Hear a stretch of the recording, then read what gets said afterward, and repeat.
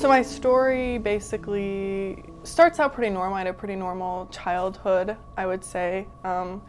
And at some point I remember that I started feeling just like bad. Like I didn't like myself, I never felt like I fit in. Like I just didn't feel like comfortable in my own skin. And I started drinking, and I started using, and it was pretty just normal from then on. I was super depressed, and that was my filler. I felt pretty empty all the time. And my use progressed pretty quickly. And in high school, my grades were dropping. I didn't shower, I didn't brush my teeth. I would wear the same thing like for weeks at a time. I would sneak out constantly. I was never home.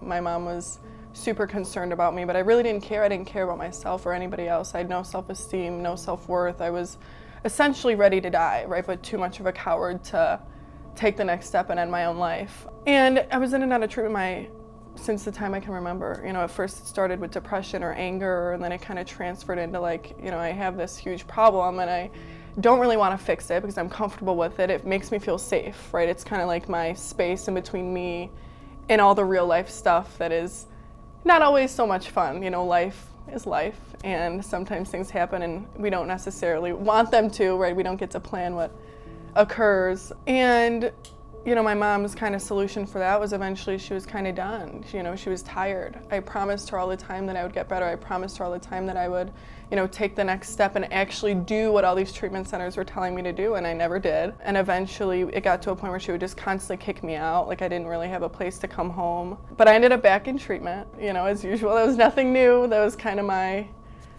ritual. And I was in fair, and I kind of came, I knew how to play it already. Like I was clean and sober. I knew I couldn't use. And I told everybody that I wanted to be here, that I wanted to be sober, that it was my decision, and that I was going to fix everything, but I hated my mom and I hate myself and I hate everybody else, and there's nothing anybody can do about it. And I guess at that time, I was in such a delusion, I had no idea how my life looked. I was in such a denial, I guess, of everything that was going on around me. But people can see it, when you're not inside of it. I guess people looked at me and they were like, oh my God, you haven't showered in a week and a half, and you're totally acting like nothing's wrong, you haven't gone to school in however many days, and you're yelling at us because we're trying to tell you to go. And that's kind of how FAIR was different. Obviously, I don't think that I wanted to be here, but I kind of just complied because I wanted my mom to stop complaining at me.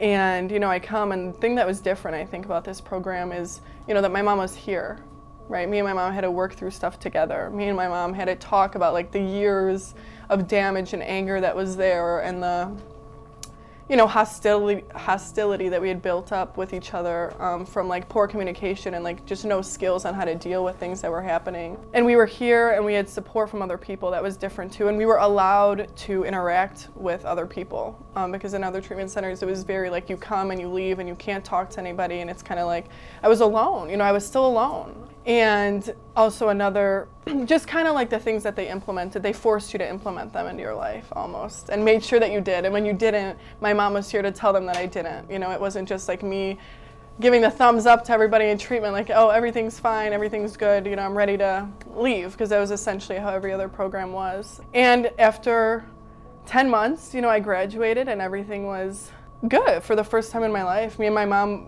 took salsa classes together, which sounds silly, but it was a huge step in our relationship, and it was this monumental thing that we're taking this silly dancing class together. And in my program, I got really submerged in AA. I got this fellowship of people and friends. I never knew what friends were. I never really cared because it was always what are you gonna give me? And then I'm gonna find something to give you. And most of the time I was a pretty young kid. It was just craziness. And, I had real friends who, when my mom ended up passing away from cancer, were there for me, and they helped me out, and they helped me and my family, and they brought us dinners because obviously I wasn't in a place to do much, and it was this truly cool feeling of being surrounded by people that care, right? And this love. And I never knew that before. I never thought that I deserved it. And I was able to build a relationship with not only people around me, but my higher power,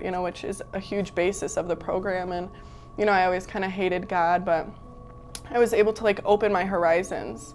And today, I'm going to school. I'm in college. I never thought that I would really do that either. I was ready to die by the time I was 18, and I'm like pursuing dreams and career, like that's insane. I never really thought that a person like me, like a person like I came from such a horrible place, could transform into like a normal member of society that like goes and helps others without needing anything in return, goes and helps others because, I like to feel good when people smile.